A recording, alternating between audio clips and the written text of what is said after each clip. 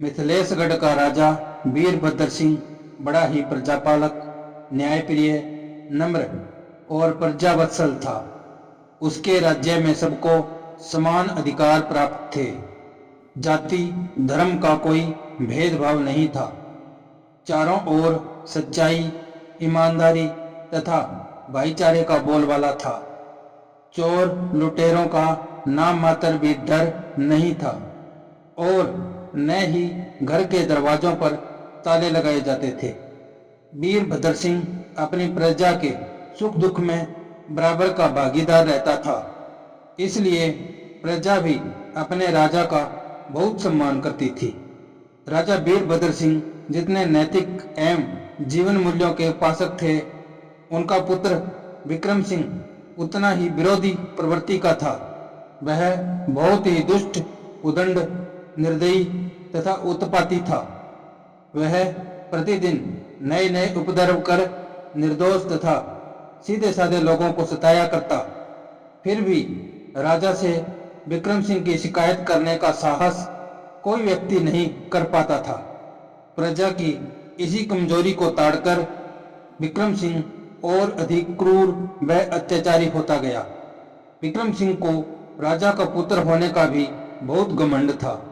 राजा वीरभद्र सिंह से राजकुमार विक्रम सिंह के व्यवहार की शिकायतें छुपी न रह सकी।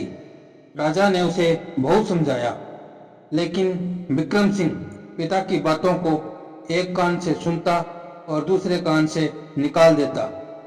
हारकर राजा ने बहुत से उपदेशक एवं शिक्षा शास्त्री राजकुमार को सत्शिक्षा देने के लिए नियुक्त किए।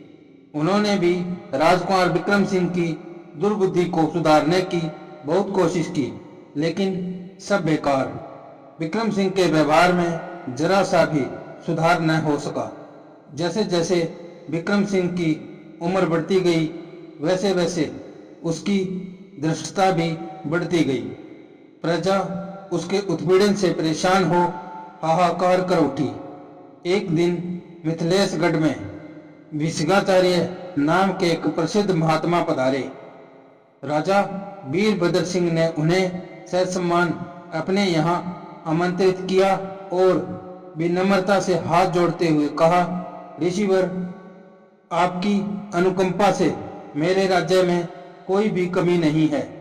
चारों ओर खुशहाली है, लेकिन मैं अपने पुत्र के व्यवहार से बहुत दुखी हूँ। वह निर्दोष लोगों को कष्ट पहुंचाता है। उसके कारण मैं बड़ा चिंतित हूँ। वह हमारा एकमात्र कुल दीपक है। मैं उसे इस रूप में नहीं देख सकता। आप कुछ कीजिए ऋषिवर, समय रहते कुछ कीजिए। यह कहते कहते राजा वीरभद्र सिंह के नेत्रों में आंसू झिलमिला आए।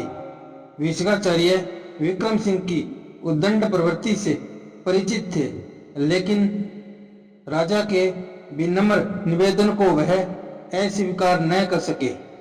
उन्होंने गर्दन हिलाकर मौन स्वीकृति प्रदान कर दी।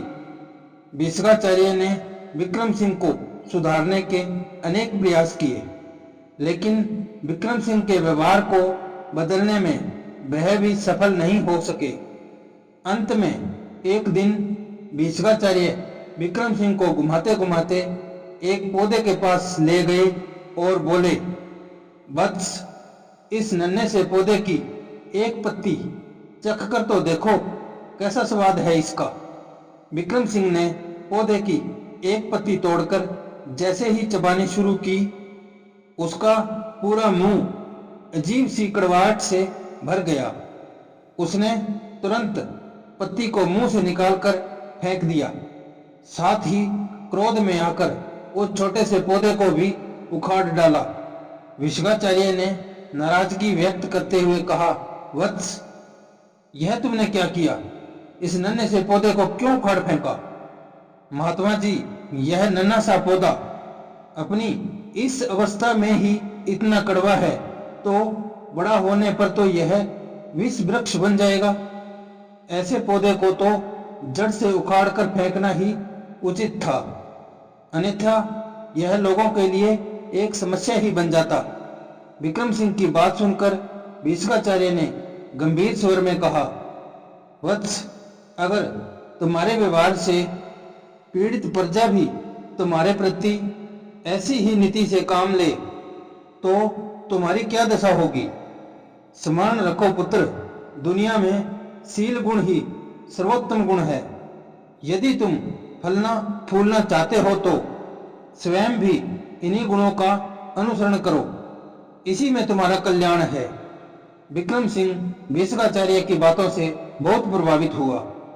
विक्रम सिंह ने उसी दिन से क्रोध, हिंसा, असत्य एवं दुष्टता को त्याग कर नम्रता, अहिंसा, सत्य एवं शिष्टता की राह को अपना लिया। इसलिए इस कहानी से हमें यह शिक्षा मिलती है कि हमें अपने जीवन में नम्रता, अहिंसा, सत्य एवं शिष्टता की राह को अपनाना चाहिए। अगर यह कहानी आपको पसंद आई हो तो लाइक, शेयर और सब्सक्राइब करना न भूलें। धन्यवाद। आपका दिन शुभ हो।